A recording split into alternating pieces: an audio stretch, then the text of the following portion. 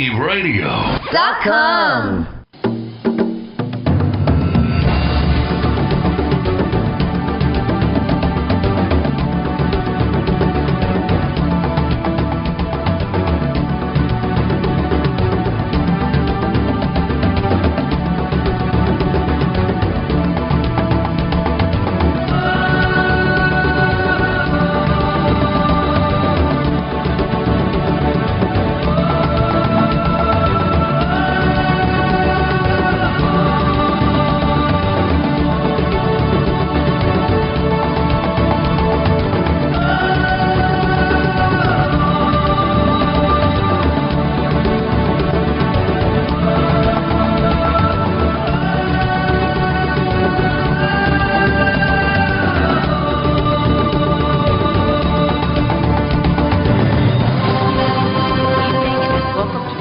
Choices, where choice really matters.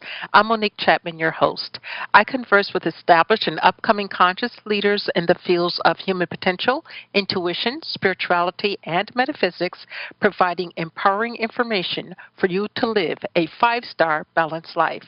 When you were born, you came to Earth with everything you needed to make life a success. Together, let's discover your pathway to greater success. To find out more about me, upcoming show guests, the classes, consultations, energy work, and holistic healings that I provide, visit my website, MoniqueChapman.com. Now, I've been told by my clients that I keep it real while providing accurate information and profound deep healings as they face the lessons they agreed to learn in this particular lifetime. Remember to like me on Facebook, follow me on Twitter, and connect with me on LinkedIn. My opt-in newsletter, Healing News, is available through my website, or you can join from my Facebook page. Tonight, I've got two very diverse and wonderful shows that's going to help us in 2015.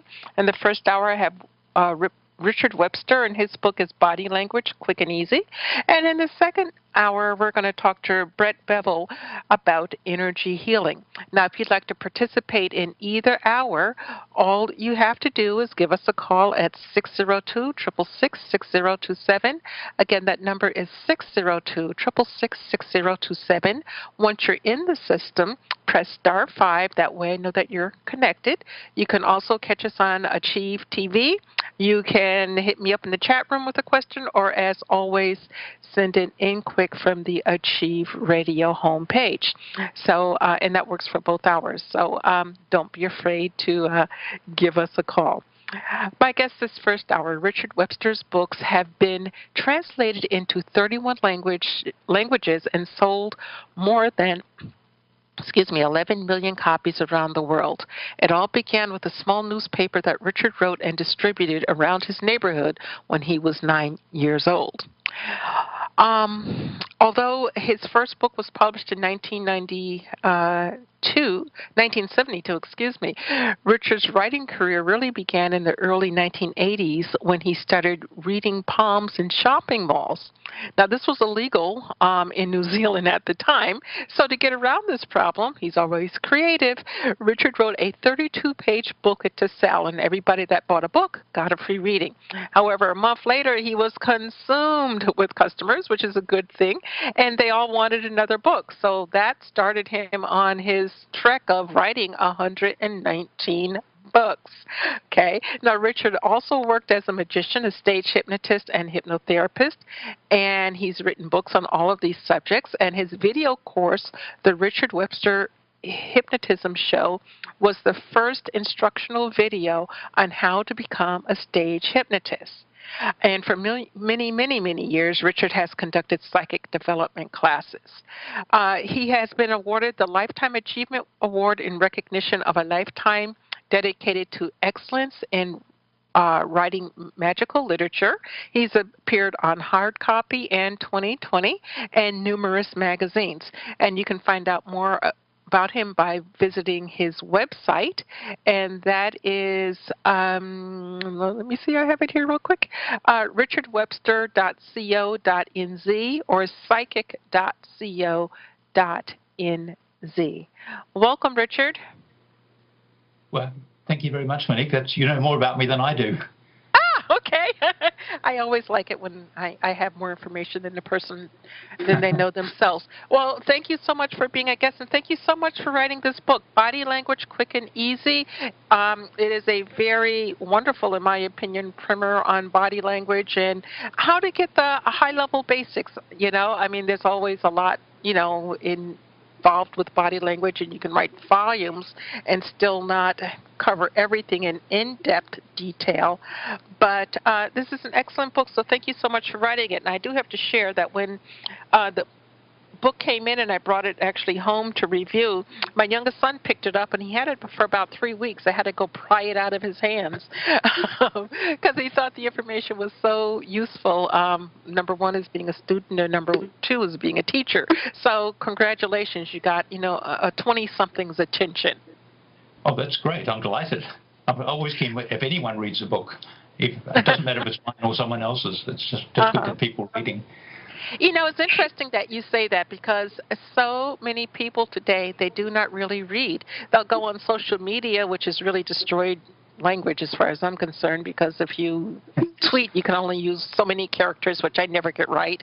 And then the other ones, you can't make it lengthy anymore. If you go to a website, they don't want to see more than 4 lines on a page. So it's amazing that people are still willing to read the written word. How do you keep so engaged with people who are willing to seek out the written word and learn from it?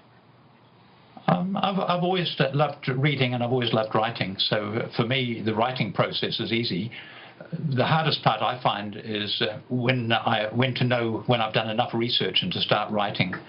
And also, it's very hard to finish a book because most of the subjects I write about, I could keep on writing on that topic forever and not run out of information. So I've got to have enough material to write the book, but not so much material that I never finish it. Yeah, I understand that loud and clear because I'm trying to get one done, and it's like, oh, but let me add this, and oh, but let me add that. And it's like, no, you don't need a 1,000-page tome here. You want 200 and out the door. So I understand your concern. Now, you are so diverse and have written on so many different subjects. How did you become interested in the metaphysical side of things? That happened quite by chance. When I was 9 years old, my family moved house. And just up the road from us were a middle-aged couple who had no children, but she was a very good cook. So I made friends with her and used to go up to their house and eat her biscuits and cakes and things. And it was also the first time I'd ever been in that had a library. So I was keen on reading. So one day I was looking around the books and noticed all these books on palmistry. And I didn't know what it was. So I asked her, and her husband was a palm reader. But it was all hush-hush and illegal, as you mentioned earlier. So it was something they kept very, very quiet. But I think they were amused that this 9-year-old was interested. So he taught me a few things, and I used to go to school and look at the other kids' hands. And it was fun, but it didn't really mean anything until puberty hit, and I discovered what a wonderful way it was to meet girls.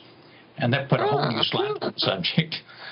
And then when I was in my early 20s, I was living in London, working in a bookshop and earning very, very little money. And I found that I could earn 4 times as much money in my spare time reading palms as I could working all week in the bookshop. So that put another slant on it too. And then I went to India, hoping to learn more about palmistry, because it's supposedly the traditional home of palmistry. But I ended up doing more teaching there than learning, because most of the palmists there had learned from the Old English textbooks. So it was very, very, very interesting. About the only thing I learned there was that you could determine people's length of life using a hair from an elephant's tail. Well, it's not easy to obtain those in New Zealand, so it wasn't very useful when I got back home. One hair of an elephant's tail? Yes, they used it as a measuring device around the person's lifeline on the hand. Oh, okay. And if one should happen to come across this hair of an elephant's tail, how exactly do they use it?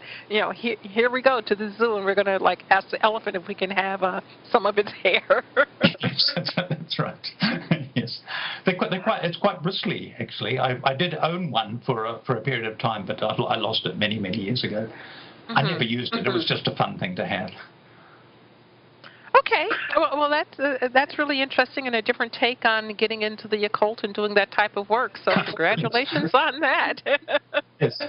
Oh, well, after Oh, that, I got into other things gradually. I got into numerology and psychic development and joined the Theosophical Society and started reading. But when I left school, I worked for a religious book publisher. So for 7 years, I wasn't able to mention the topic at all in normal conversation because that would have been completely beyond the pale as far as everyone there was concerned. So for many, many years, I kept my interest in the subject very, very quiet. Well, it's interesting. You might have kept your interest in this subject very quiet, but you did a lot of ghostwriting. Now, is a lot of that ghostwriting on paranormal books? Some of it was. A lot of it was. I did a lot of writing books for used car dealers who wanted a book that told their grandchildren what wonderful people they were. So a lot of it wasn't really great literature. What I liked about it was that it gave me the chance to develop my writing skills. And if the book wasn't very good, well, my name wasn't anywhere on the book anyway. So it was good practice. Okay, so very, very good practice. So with all of that, I guess your most recent book, although we're talking about body language, is 365 Ways to Develop, to attract good luck. Is that correct? That's the newest one, yes. Okay. That was a fun book to write because everyone seems to know a technique of attracting good luck, and it was a matter of collecting them all. I must admit the first 40 or 50 were easy, then it got harder and harder and harder as I carried on. Well, I guess because you got one for each day of the year, unless you're not, in a leap year, and that's a lot. So could you share a couple of ways real quick to attract some good luck, and then I want to talk about body language. Okay. I think the most important way to attract good luck is your mental outlook, to believe and consider yourself lucky. I got into the subject of good luck many years ago when I met someone who told me that he was always unlucky. Everything went wrong for him, always. No matter what he tried to do, it went wrong. And I believe that it was his mental attitude that had caused that. So I believe that we do create our luck, good and bad, by our thoughts and our attitudes. So if you expect good things to happen, normally they will.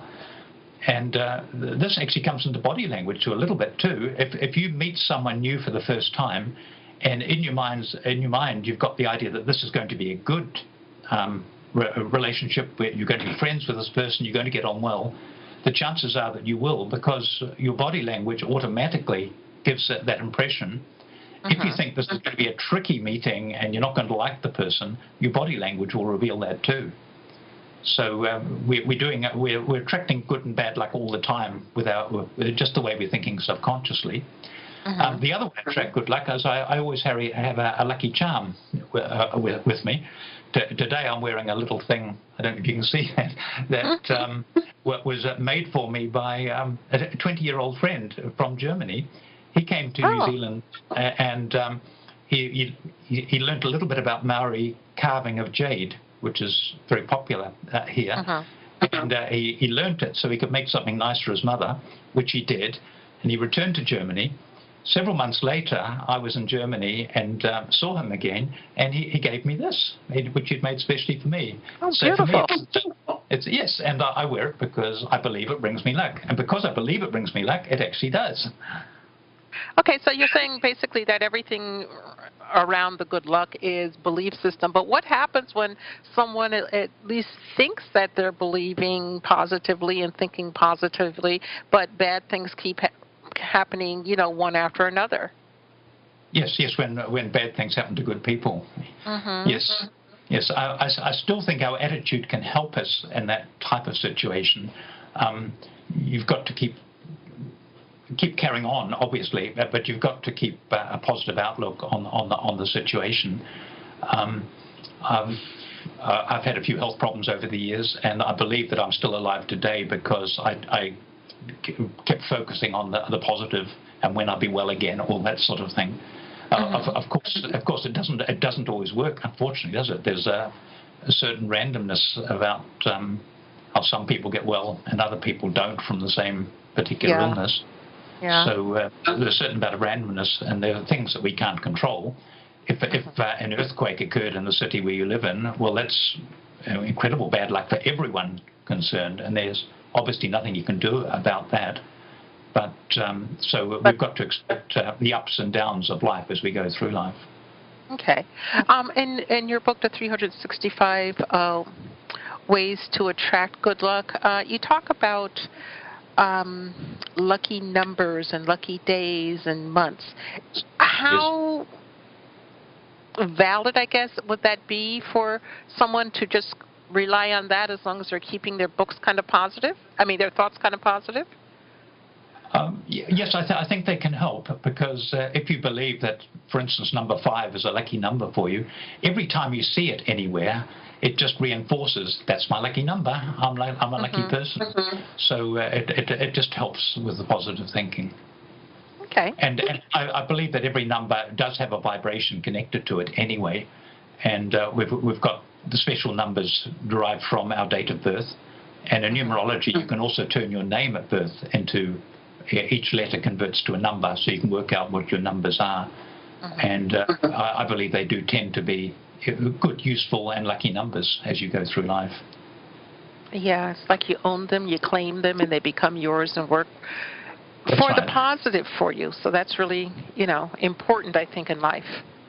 Yes, yes. Yeah. So, now, some go ahead. believe there are negative numbers, but I don't believe that. But there are different viewpoints on these by different people.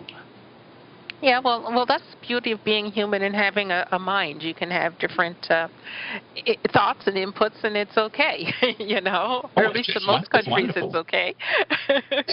Yes. Okay, so your book, Body Language, quick and easy, as I said, absolutely loved it. Why is knowing about body language so important? Let's put aside the work environment for a second. So why is at least having a cursory knowledge of body language so important? It helps you understand how someone is feeling at any given moment. If you meet someone and their legs and their arms are all crossed and they're looking downwards, you know instantly, without knowing anything about body language, the person is shy, feeling awkward, doesn't want to get involved. So you'd approach that person much more quietly than you would approach someone who is obviously the life and soul of the party and is having a good time. So it helps you approach people the right way and know how to handle them and to deal with them. Okay. So, go ahead. No, that's one of the things I find useful about body language. The other thing is you can modify your own body language to convey the impression that you want to convey to others. And that opens you up to all sorts of interesting situations. If you're naturally introverted, you can take up a little bit more room at a table, for instance, and that makes you feel more confident and outgoing, and you become more confident and outgoing as a result of just doing that simple action. Oh, okay. Well, that's something for us to practice. Now, in your book, you talk that the parts of the body and how that we can influence people, and then you talk about like in job situations or personal situations. And what I found very interesting was the job interview, and I know that's kind of like in the back of the book, and we'll backtrack and cover some other things. But there's so many people that always call and they want either love or they want a job. So how can your body language help you in the job interview? Because if I'm correct, I believe that you wrote that the person's basically made up their mind about you within the first 4 minutes based on how you present yourself. Yes, that's true. Whether you make eye contact, if you sit down before the interviewer sits down, if you cross your arms and legs, whether the person smiles or not. The interviewer is trying to assess your personality for a number of reasons. One is if you're suitable for the job, but also if you're going to be able to get on with the other people who are already employed in the office. So you don't want to employ someone who's too different to the people who are already there doing that particular work. So the interviewer has quite a complex thing to do, but everyone sums up someone generally in about 60 seconds, really, when you meet someone for the first time. If the person doesn't look at you, for instance, that makes you feel something about them. Just recently, I went to the theatre with my wife and another couple, and a friend of theirs who was a very well-known person in Australia had come to New Zealand and was coming with us. He arrived late, and I was looking forward to meeting him. He's quite a famous person. So I extended my hand to shake hands. He did accept my hand, but he didn't even look at me. He was looking over my head and all around to see if someone more interesting was there. Oh, wow. So my expectations immediately disappeared completely. And although he turned out to be a very pleasant person, as I discovered later, it's very hard to change those first impressions. Mm-hmm. Well, you wrote in your book that Dr. Michael Solomon, who's a social psychologist, I guess he did some research at NYU, and he said that within the first 7 seconds, people make decisions based on your economic level, the education level, and your intelligence, if you're honest or credible. Yes. Wow, yes, it's amazing. All of those things are summed up. Yes. Yeah. In the first 7 seconds, what if you're having like a bad day and you're not feeling well, or just a bad day and you meet somebody? You're not going to put forth your best energetic self, so to speak.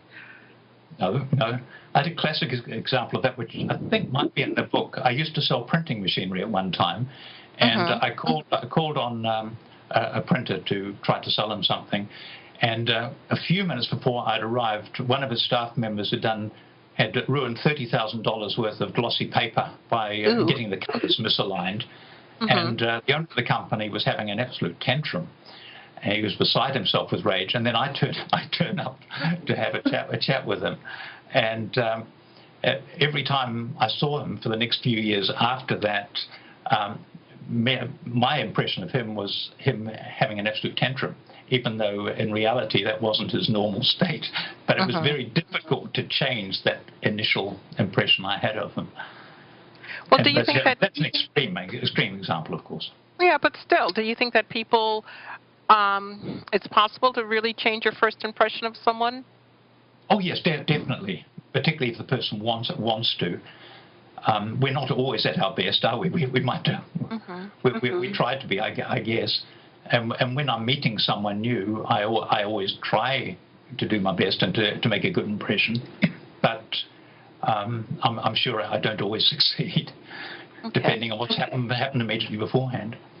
Yeah. Now, in your book, when you're talking about, social situations or even work situations, you're saying basically that eye contact is key.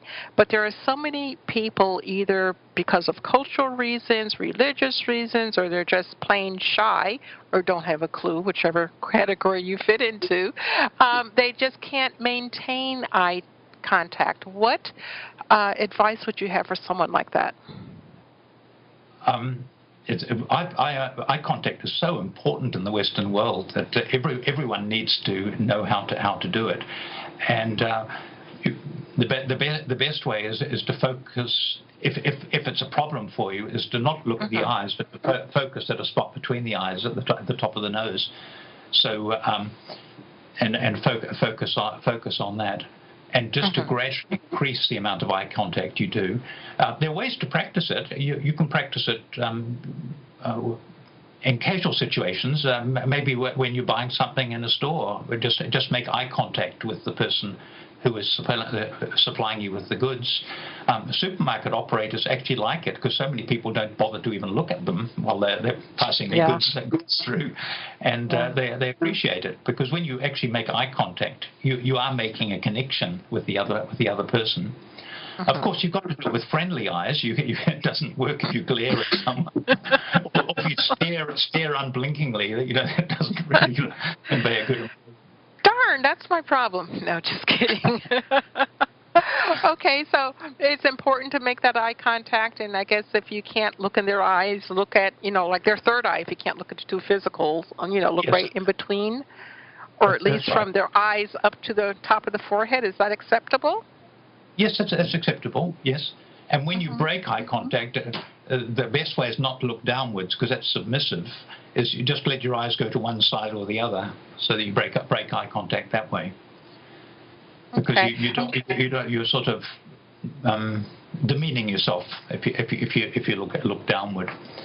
And people who are lacking confidence often actually put their whole head down, not just their eyes, and that's not a good look either. Okay, so when you meet the person, shake their hand, and we can talk about handshakes in a moment, but make sure you establish that eye contact, and then afterwards, look either to the side, don't look down. Yes. Okay. Now, what about, and I'm a huge fan of Judge Judy, so I watch her show whenever I can, and I know that she uses a lot of body language in her judging of people, and she gets really antsy to the point where she wants someone to look her straight in the eye. You can't look down to the left or down to the right or up to the left or up to the right. Now, in some circles, She demands people do that, yes. yeah, yeah.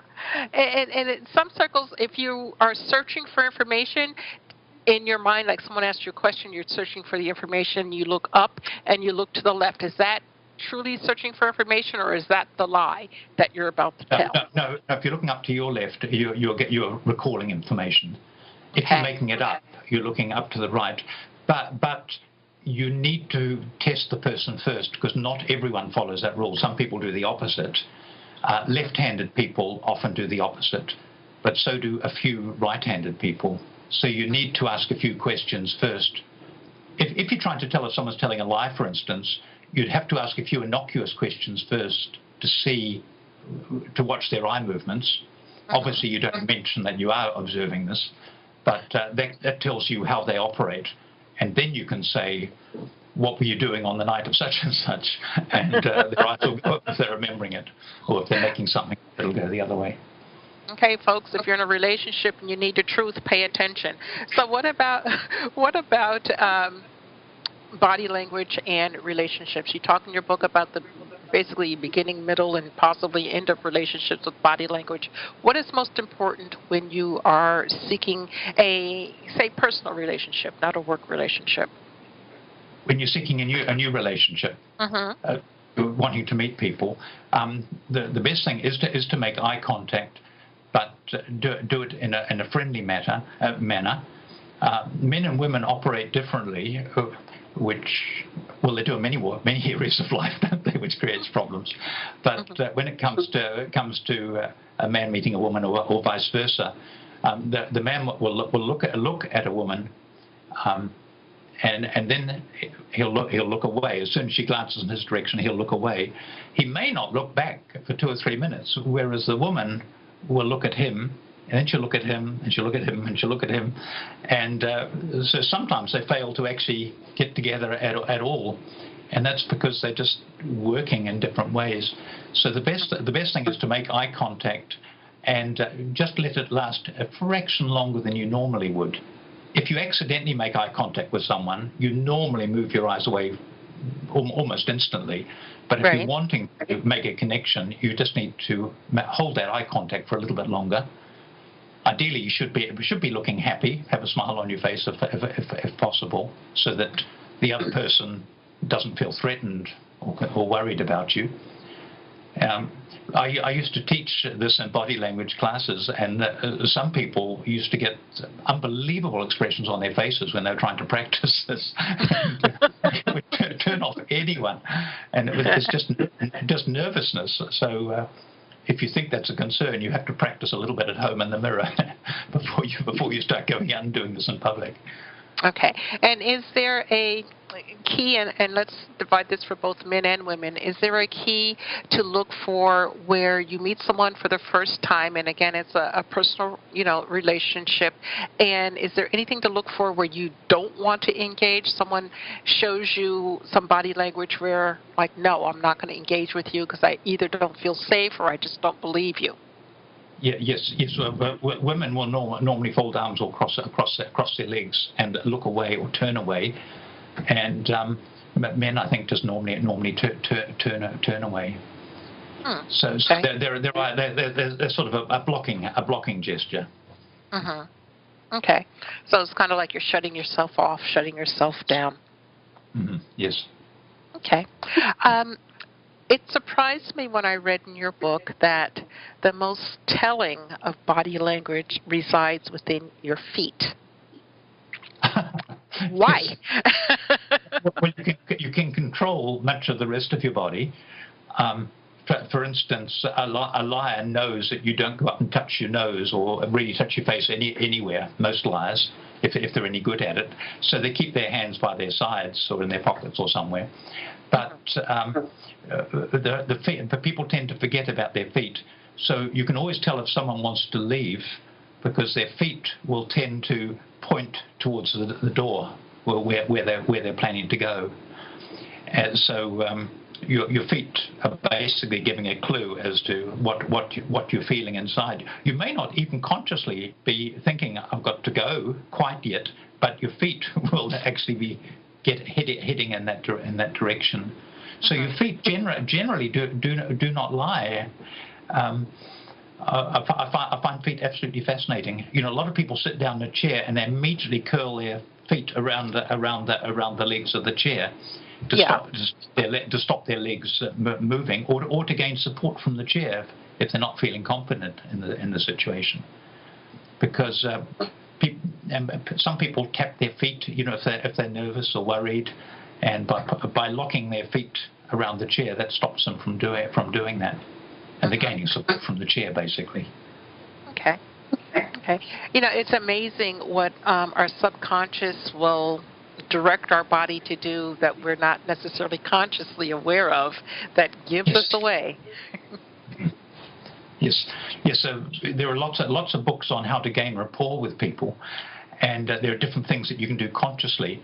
But if you just think, I'm going to be in rapport with this person, I'm going to get on well with this person, it'll just naturally happen, and you'll actually be doing those things without even thinking about it. I find it very hard to deliberately get in rapport with someone, because if I try to mirror someone's movements or things like that, I'll get a self-conscious look on my face, because I feel as if I'm doing something false, really.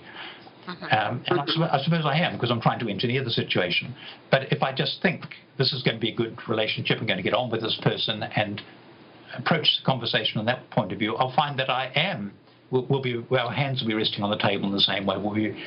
If both our legs might be crossed, whatever, we'll be leaning in towards each other. These things will all happen automatically without you having to actually consciously do them. So we are unconsciously doing these things all the time. Okay.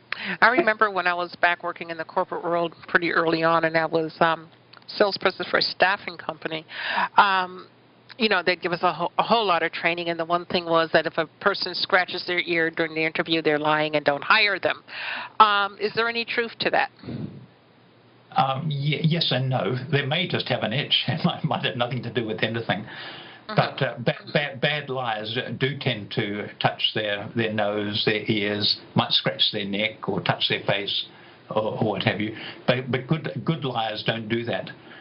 They also say that liars can't make eye contact, but they've done tests and they find that good liars actually increase the amount of eye contact they give rather than decrease it. Oh, wow. In an attempt to convince the other person that they are telling the truth. Oh, so there's a lot to look out for, whether you're looking for a job or looking for a relationship, when it comes to the eyes and truly paying attention. Yes, absolutely. To the person. Mm-hmm. Okay. Now, thanks. Yes. In the back of your book, you have an appendix, and the appendix says health and body language, and you talk about different things, different maladies, if you will, like headaches, migraines, neck issues and all. How did you put all of this together? This comes from a number of sources. I did work as an osteopath at one time. I haven't really had a career. I've done this and I've done that. I've done this. It's all been lurches from places to places. And working as an osteopath, I found that so many people would come back again and again with pains in the same particular place. A very, very common one was lower back pain, and that's related to worries about money, financial worries. And in different areas of the body. Louise Hay has written about this extensively in her book, Heal Your Body, and other people have researched it as well. But I found out as an osteopath that these things actually are very, very real. And it's true that someone can be a pain in the neck or a pain in the butt because when you meet them, they cause you to tense up, and you do get a pain in your neck from them. They actually do literally happen. And I remember many years ago, I went to see my bank manager about my overdraft, and he wanted me to reduce it, and I was able to do that. But by that evening, I had lower back pain, even though I knew I was going to be able to do everything the bank manager had asked me to do. But subconsciously, I must have been thinking about money, and it affected me physically. So these things do come out physically. Yes. Oh, it's amazing. It's like, the stress is going to vent itself however it needs to, no matter how much you try to cover it up, I guess. Yes, and I think it's good that it does come out physically, because then you can do something about it. As long as you know it's stress. A lot of my patients, I couldn't discuss these things with. They just wanted the pain gone. And if I suggested that they try and control stress or do something like this, they'd look at me as if I was absolutely crazy. As far as they're concerned, they just got pain. Yeah, well, they just want someone else to fix them, and unfortunately, that's kind of the way of the world these days. Someone else fix me, and I don't care about fixing myself, which is not necessarily the right approach. You've written 116 books, or probably more than we've talked. Have you cranked out any in the last couple of days? On the last 2 days, no. Okay. So I'm safe to talk here. In your book, You Can Read Palms. Did your practice of reading palms in the mall, is this the book that originated from that? No, I wrote 2 previous books. One was called Revealing Hands, which later came out as a complete book of palmistry, and the other one was Palm Reading for Beginners. And then the one you've got is I only write them. I don't know what they are. You Could Read Palms. So you could read palms. Yes, that's the most recent book I've written on the subject. The reason why I've written more than one is that I've kept studying and I've kept researching, and I'm always learning new information. At one stage, I had more than 400 books on palmistry in my library. The reason for that was that I always bought every new book that came out in the hope of finding something new. I no longer do that because the whole thing got completely out of hand, but I'm still doing research myself. One area that really fascinates me is dermatoglyphics, which are the fingerprint patterns. And that's an area which hasn't really been investigated to any great extent by anyone. So each of my books on palmistry has got a little bit more information on that, because they're things that I've discovered in the intervening. So could you share more information about that right now? I'm really not familiar. Okay. They're the whorls or the loops that you find in the fingerprints. And most people have got loops on all 5 digits.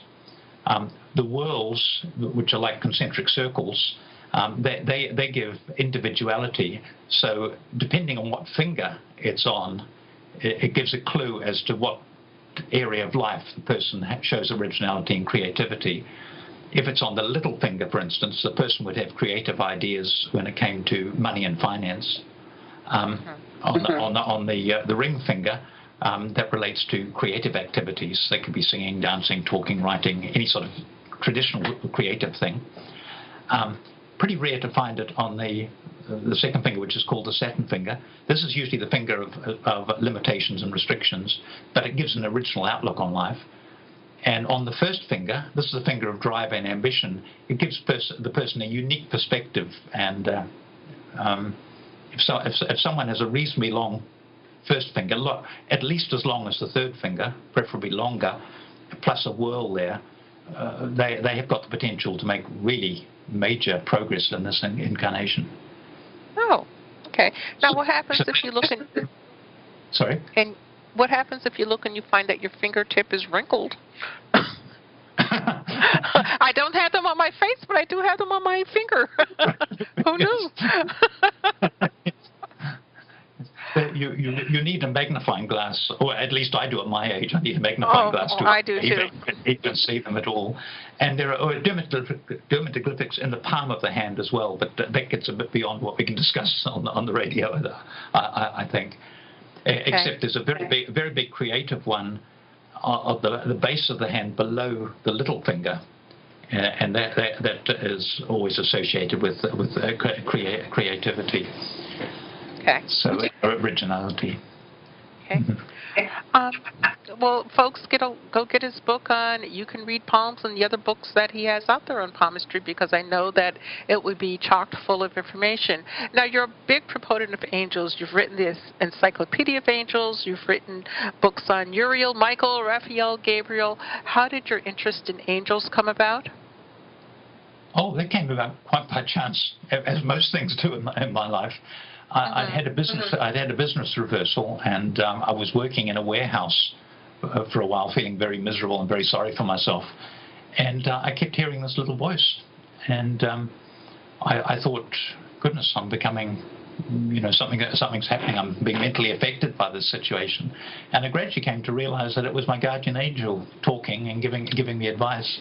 And once I started listening and being receptive to it, I got more and more communications with my guardian angel, and that's been a great help to me all the way through life ever since. So that's what got me into it. It wasn't through church attendance or anything like that. It just happened through a misfortune in my life.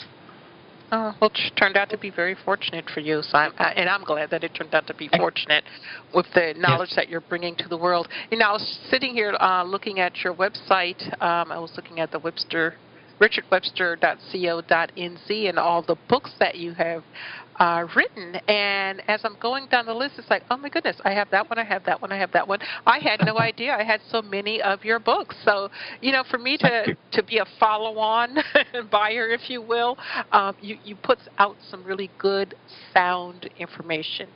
And I appreciate that because not all books put out sound information like they promise, or at least like the title promises.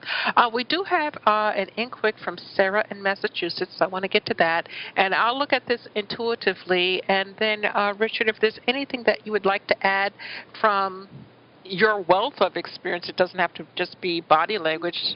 It could be anything. Please do. Sarah in Massachusetts, she says, "Hi, Monique. I have not been working for about 3 months now and would like to know if you see employment for me anytime soon." Okay, so Sarah, when I'm looking at your energy of employment, I'm seeing a lot of pink around it, which is love. So you'd love to be employed, but I'm not seeing that you are clear on what it is that you want to do. Whatever your last job or career was, if you will, it's time to shift gears. It's time to broaden your horizons, look at your skill set, and broaden your skill set. And not just your work skill set, whatever other skill set you imply, broaden that because it's going to lead you to a new job. You should be working by, you're not going to like this, but you should be working by May at the very latest. Okay? Can be a lot sooner, but I'm seeing May at the latest. Richard, what would you have for Sarah who's looking for a job? So she's in that process of, sending out the resumes and hope they get past, Yes. the hell of the internet. So what do you have for this lady? What I can see for Sarah is that she's got quite a bit of study in the next few months. So she's got some quite serious learning. So she might be learning new skills. But I agree with you on the time point of view. I think in the next 4 or 5 months she will be working back in the workforce again. Okay. She needs to be ideally in a position of some responsibility. Yeah. Yeah, I was getting like management of some type or supervisory, something along those lines. Richard, it's funny. I forgot that you were psychic. Not always on time, not always. No, I actually forgot that you were psychic. So no, it's actually good. I'm glad you chimed in with some psychic input for her because I really forgot. So Sarah, we both agree that you're going to be working, later on this year. It's going to be good. Richard's saying something where you have responsibility. So, look for that. I don't know what you did before. If you could write back in and tell us what you did before, I can give you some more insight, and I'm quite sure Richard could too. And we do appreciate you writing in. And once you go for that job interview, girl, use your eye contact, use your body language. His book, Body Language Quick and Easy, would be very much to your advantage to get so that you can work it once you get into that interview situation. And again, thank you very much for writing in. Now, Richard, you're a great big fan of using dowsing to find things like pendulum and all of that. How did you get interested in that? It happened when I was a child. One summer we were staying at a beach resort, and our next door neighbor used to go out with two forked things made out of coat hangers, and he'd just walk along the street looking like that. We were fascinated as children because we didn't know what on earth was going on. And my father knew him. This man was a psychiatrist, and it was his little hobby was dowsing. So, after watching him, a funny thing happened. One day he was walking along with his dowsing rods, and a woman came out of her house and said, "Can I help you? What do you want?" And he said, "Water, water." So she raced back inside and came back with a glass of water for him. But he was actually looking for water underground. But he, partly thanks to my father, he got a group of people who were interested to know what on earth he was doing. And he showed us all how to do it, and we all had a turn. And the funny thing is, all the children could do it just so easily. They just picked it up and just did it. It was the adults who had trouble. And I think that's because they had so many interesting thoughts and theories about the whole thing that they prevented it often from happening. Once they let go of all of those things, then they're able to do it. But the children had no preconceived ideas at all. And once we found that we could do it, we just lost interest and carried on with our games. But that was my introduction to it. And then when I was in my early 20s, I was living in Cornwall, and I met a man who made his living as a dowser, finding the right spot for farmers to dig wells. And he only got paid on his successes, so he didn't get paid if he wasn't successful. And he was just a very interesting man, so I learned a little bit from him. It just sort of grew along the way. All my life I've kept notebooks of things that interest me, and I made notes about all these different things over the years, and they've been incredibly useful to me since I started writing books, because I've got all this material that I researched, just my personal pleasure really, and I've been able to channel them ever since, so I've been very lucky. That indeed you have, and I'm so grateful that you had the insight at a young age to start doing this. Now, you also work a lot with color magic. In fact, you have a book, Color Magic for Beginners. How can color magic help us with our body language, or can it? Yes, it can, because we are affected by the environments we're in. If we're in a room that was entirely yellow, we'd probably get a little bit nervous and jittery after a while. If it was totally red, we'd tend to get a little bit agitated and maybe angry. Lots of fast food restaurants, for instance, often choose their colour scheme, wanting people to eat quickly and leave to make room for the next customers to come in and take their seats. So there's a lot of practical use made of this as well. You can speed up work for people working in a factory by changing the colour scheme. However, you've got to be careful. You don't want them working really hard but getting angry at the same time. So you need to be careful about that. There have also been tests with violent prisoners, putting them in cells that are painted beautifully pink, and it drains the anger out of them. So it makes them easier to handle. It's rather funny to think some of these dangerous, angry people in cells which are beautiful and pink. Yeah, they would respond to the softness and the liveliness of pink. That's interesting. Sarah has written back in. Sarah from Massachusetts. She said she was in manufacturing and she hated it. She says, "I know I have much more potential than that. My goal is to somehow help people help themselves." And she says, "Blessings." So is there anything else you'd like to share with Sarah, who's been looking for work for 3 months now? Yes, I can see her in a caring, healing type field, but I don't see it I think that's 2 or 3 years away. I think she's going to get back into the workforce first, work for a while she develops the necessary skills for the next stage in her life. So I think that part is a little bit further on. Yeah, but Sarah, girl, you will be, doing something different, this year, and it's not that long. So just don't be afraid. Just go out there and do. Okay? I mean, I know you're not working, but if you can get Richard's book, Body Language, quick and easy, and also get his book on, the tips on being happy and healthy. That's going to help you keep the mindset, as he was talking about earlier, keeping that mindset so that you are in the right energy space when everything else comes in. Richard, we've got about 2 minutes left in the show. What is it that you'd like to share with our audience? Oh, just to make the most of it every single day, because every day is a real blessing. And no matter how old you get, you've always got something to contribute. Do something nice for someone every single day, even people you don't know, or especially people you don't know, actually. Your life can be rich beyond all measure. Well, it definitely can, and I think that, folks, if you're looking to enrich your life, check out Richard. Go to his website, richardwebster.co.nz, and check out the list of books. He's got all of his books listed there.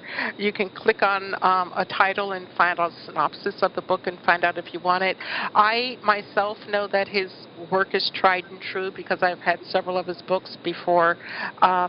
Considering even, interviewing him along the years I've bought his books, and a lot of excellent information. So this is the year to truly get your stuff together, okay, and to, shift life and make it all that you want it to be, or at least plant those seeds, and Richard's information can definitely help you do that. So, Richard, is there another website besides the richardwebster.co.nz that you'd like to share with folks? No, I do have a Wikipedia page, which is more up to date than my website. Oh, okay. I spend so much time writing my books that keeping my website up to date tends to get put on the back burner. But my Wikipedia page is right up to date. Okay, and can you put that out real quick, or? I think you just go to wikipedia.com and then just search for Richard Webster and it'll come up. Okay. Someone else looks after that. That's why it's up to date. Well, isn't it wonderful that when we have helpers that can help us out, so we don't have to take on everything ourselves to keep, our business moving forward? It's true. Yes. Yes, it is. Well, Richard, I want to thank you for your time. You've been a most gracious guest. I truly appreciate it, especially chiming in from New Zealand. I know that it's, early morning your time or late night? Or does it make a difference at this point? No, it's 3 p.m. in the afternoon. It's a perfect time from my point of view. Oh, well, then that's not bad at all. Thought I was getting you up at 3 a.m. But I want to thank you so much for being with me. Thank you. I've loved it. I loved this interview. Thank you so much, Monique. Okay. Well, thank you, and we'll talk again, all righty? Good. Thanks a lot. Okay. Bye. Thank you. Bye-bye. And for you listeners, do check out Richard's information. There's a lot of very valuable sound information there that will help you shift your life to the positive, okay? So if you're making that masterful choice, you might want to consider any of Richard's book. Now I'm going to take a really short break and come back, and when I come back, I'm going to be talking to Brett Bevel, and we're going to talk about healing energy for everyone, and he's actually going to do a healing technique for all of us. Okay, so you just sit back and listen and follow, and then I would love for you to chime in afterwards with your thoughts. So we're going to be back in about 3 minutes as we continue to make masterful choices.